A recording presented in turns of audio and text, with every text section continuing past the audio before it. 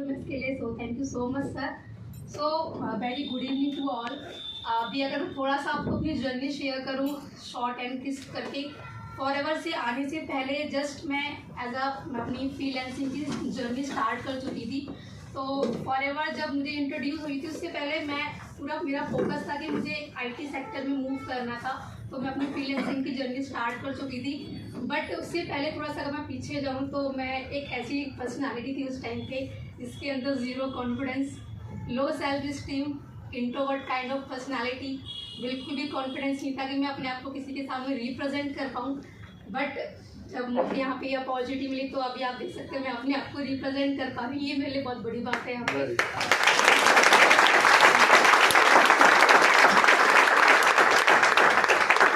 But इसमें गलती मेरी नहीं थी क्योंकि जिस सराउंडिंग में मैं थी, मैं बहुत ही नॉर्मल फैमिली से बिलोंग करती हूँ।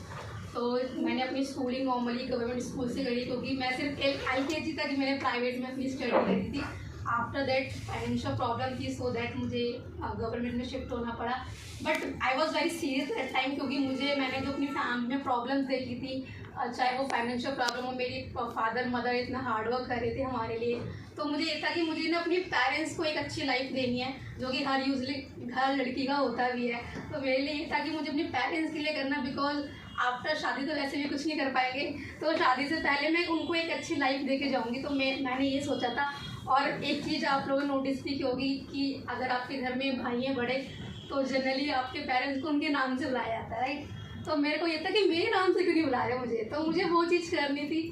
तो उसके लिए मुझे था कि मुझे कुछ तो बड़ा करना पड़ेगा। बड़ा क्या करना है ये मुझे नहीं पता था, बट था कि हाँ कुछ करना है।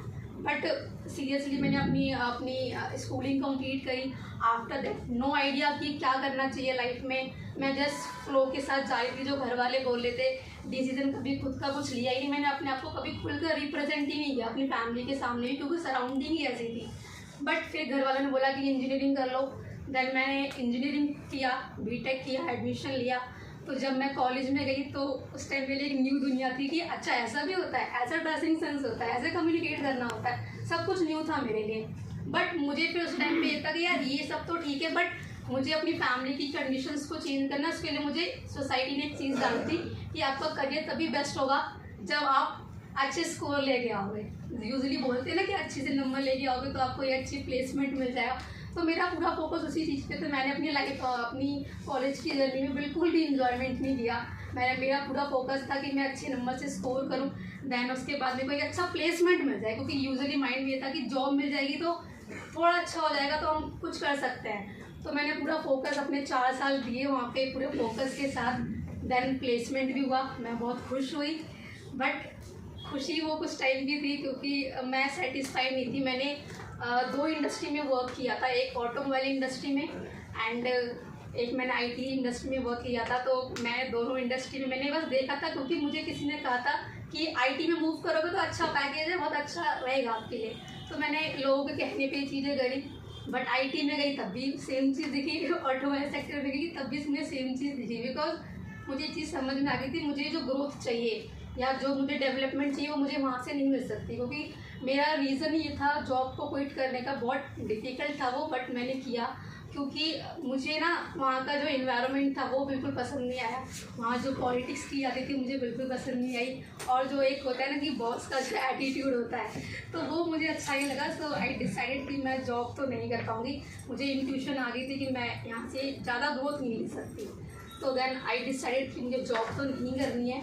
बहुत डिफ़िकल्ट था मेरे लिए बोलना फैमिली में कि मुझे जॉब नहीं करनी है, खुद का कुछ करना है। अब खुद का कुछ करने के लिए कुछ था भी नहीं कि क्या करूँ मैं, बट माइंड में चीज़ें थी कि कुछ करना है, कुछ ट्राई करना है। तो न्यू ईयर स्टार्ट हुआ था, तो न्यू ईयर स्टार्ट होता तो हम कुछ ड्रीम्स लिखते हैं कि ये करना है, ये करना है, ये करना है। तो मैंने भी कुछ राइट डाउन किया, और आपको पता है जब हम ड्रीम्स लिखते हैं तो फिर क्या आता है, चैलेंजेस। तो जब मैंने ड्रीम्स लिखना स्टार्ट किया तो उस टाइम पे मेरा 22 अराउंड 23 तक 1 ईयर जो था मेरा बहुत डिप्रेशन में गया, क्योंकि मैंने बहुत सारी चीज़ें ट्राई करी अपने आप कुछ करने के लिए। मैंने यूट्यूब ट्राई किया, मैंने कंटेंट क्रिएटर का कोर्स कर लिया, उसमें क्रिएट करना स्टार्ट किया, बट ऐसा कोई रिजल्ट नहीं मिला मुझे। फिर मैंने एक अमेज़ोन का एसोसिएट बन के वर्क करते मैंने वो भी किया, बट ऐसा कोई रिजल्ट नहीं आया। तो मैं बहुत डिप्रेस्ड हो गई थी कि मैंने जो ड्रीम्स लिखे हैं मैं कैसे कर पाऊँगी फैमिली के लिए। तो मेरे को रात को नींद नहीं आती थी मैं कैसे करूँ, बट मुझे ये था कि करना तो है। तो बस मैं ऐसे ही कुछ ना कुछ कर रही थी। फिर मुझे अपने कज़न के थ्रू फ्रीलांसिंग के बारे में पता चला कि फ्रीलांसिंग भी कर सकते हो आप। तो आई डिसाइड कि फ्रीलांसिंग करते हैं, इसमें भी अगर अच्छे क्लाइंट्स आपके बन जाएंगे इंटरनेशनली तो आप बहुत अच्छे से कर सकते हो। बट वहाँ पे मेरे लिए एक लैक पॉइंट ये था कि मेरा कम्युनिकेशन इतना बेटर नहीं था कि मैं फ्लुएंटली बात कर पाऊँ अदर क्लाइंट से, और इतना एक्सपीरियंस भी नहीं था कि मेरे को क्लाइंट ईजिली प्रोजेक्ट दे सके। तो अपने मैं कज़न के साथ ही करी थी। देन अब मैंने ड्रीम्स लिखे हैं तो ऑब्वियसली बात है भगवान कुछ प्लानिंग तो कर रहा होगा मेरे लिए। तो प्लानिंग करा था फॉरएवर में आने की। तो मुझे फॉरएवर इंट्रोड्यूस होती है मेरी क्लासमेट के थ्रू। तो जब हम बहुत सारी चीज़ों को ट्राई करते हैं उसके बाद हमें कुछ अपॉर्चुनिटी मिलती है तो हम उसको सीरियसली लेते हैं, राइट। तो मैंने भी उसको बहुत सीरियसली लिया। तो मैंने उसको समझा, मुझे कुछ क्लियर नहीं हुआ बट मुझे एक चीज़ क्लियर हुई कि मैं यहाँ से अपनी डेवलपमेंट कर सकती हूँ, मेरी पर्सनल डेवलपमेंट हो सकती है। देन मैंने उसी रीज़न से लाइक कंटिन्यू किया। मेरा कोई ऐसा इंटेंशन नहीं था कि मैं यहाँ पे फुल टाइम करूँगी या मेरा करियर बन सकता है यहाँ पे। तो बस नॉर्मली डेवलपमेंट के लिए मैंने इसको ट्राई किया। देन मैंने काम को समझा, अच्छा लगा मुझे, और फिर मैंने ट्रेनिंग्स भी लेना स्टार्ट किया आरडीओ में आकर। तब जब मैं आरडीओ में आई तो मुझे बड़ी बड़ी बातें सुनने को मिली कि ऐसा हो जाएगा ऐसा हो जाएगा। तो मुझे मजाक लगा कि ये सब पॉसिबल कैसे हो सकता है, ये तो बहुत बड़ी बड़ी बातें बोल रहे हैं, क्योंकि मेरा माइंडसेट वैसा था ही नहीं। बट एक था कि हाँ अगर बोल रहे तो हो सकता है। लेकिन मैंने ट्रेनिंग को नहीं छोड़ा, मैं आरडीओ में ना आना कंटिन्यू करा। बट फिर भी मैं डाउट में ही काम कर रही थी। बोलते ना कि आपके पास अपॉर्चुनिटी तो आ गई बट आपने उसको रिकग्नाइज़ नहीं किया तो फिर वो भी वेस्ट है। तो अपॉर्चुनिटी मिलना, उसको रिकग्नाइज़ करना, उसके लिए एक्शन लेना बहुत डिफरेंट होता है। तो मैंने अपॉर्चुनिटी मेरे को मिली तो बट मैंने उसको रिकग्नाइज़ नहीं किया।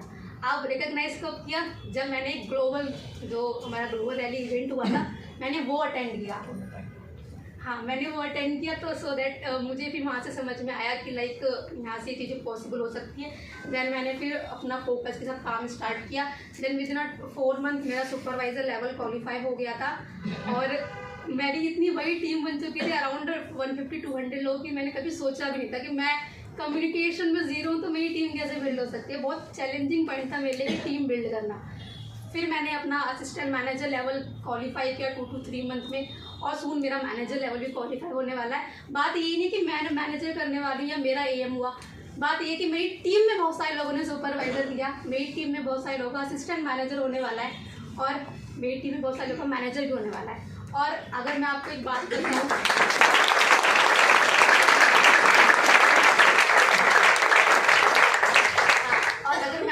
मैंने अभी तक अपनी लाइफ में कभी भी डिसीजन मैं अकेले नहीं लेती थी, मेरी फैमिली का उसमें इन्वॉल्वमेंट होता था। But forever is only platform जिसका डिसीजन मैंने खुद अकेले लिया था, उनको बताया भी नहीं था, डिस्कशन भी नहीं किया था। और आज मुझे इस पर बहुत प्राउड फील होता है, क्योंकि अगर मैं